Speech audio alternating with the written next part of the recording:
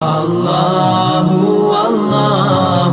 اللہ اللہ۔ آقا کریم علیہ السلام نے ارشاد فرمایا لیس منا من تشبہ بغیرنا، وہ ہم میں سے نہیں ہے جس نے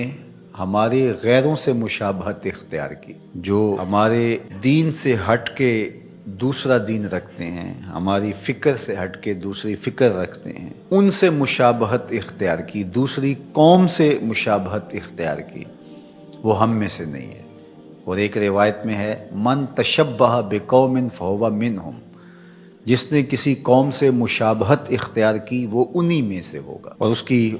ایک مثال آقا کریم علیہ السلام نے یہاں ارشاد فرمائی لا تشبہوا بالیہود ولا بالنصارى، یہودیوں اور عیسائیوں سے مشابہت اختیار نہ کرو، فإن تسلیم الیہود الاشارہ بالاصابع وتسلیم النصارى الاشارہ بالاکف۔ فرمایا کہ جب سلام کرتے ہیں تو یہود کا طریقہ یہ ہے کہ وہ انگلیوں کے اشاروں سے سلام کرتے ہیں، اور عیسائیوں کا طریقہ یہ ہے کہ وہ ہتھیلی سے سلام کرتے ہیں۔ تو مسلمان کا طریقہ تحیت المسلم کا ہے، و جب وہ کسی کو سلام کرے تو اس کی زبان بولے السلام علیکم، تو یہ تحیت المسلم ہے۔ ہاں اگر کوئی دور ہے اور آپ تک اس کی آواز نہیں پہنچ پا رہی تو اس کو آپ اگر اشارہ بھی کرتے ہیں تو اس کے ساتھ سلام جڑا ہونا چاہیے، السلام علیکم، تو یہ تو درست ہے۔ جو اصل ہے وہ تھی اور ساتھ آپ نے اس دور والے شخص کو اشارہ بھی دے دیا تو اس کی تو گنجائش ہے، لیکن السلام علیکم نہیں کہا آپ نے، اور ایسے ہی آپ جو ہے وہ اس کو ہاتھ سے کہتے رہے، انگلی سے اشارہ کرتے رہے،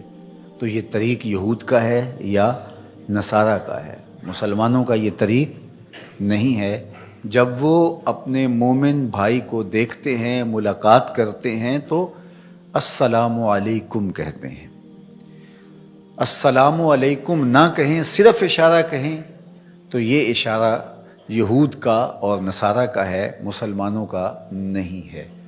تو اس سے منع فرمایا، کہا جو ایسا کرے تو وہ غیروں سے مشابہت کرتا ہے، یعنی السلام علیکم کہا ہی نہیں بلکہ ہاتھ سے ہی جو ہے وہ اشارہ کر رہا ہے، یا انگلی سے اشارہ کر رہا ہے، یا دو انگلیوں سے اشارہ کر رہا ہے، لیکن زبان سے السلام علیکم نہیں کہہ رہا، تو پھر کلی مشابہت ان سے ہو گئی۔ تو فرمایا جو ایسا کرے ہمارے سے اس کا کوئی تعلق، کوئی رشتہ، کوئی ربط نہیں ہے۔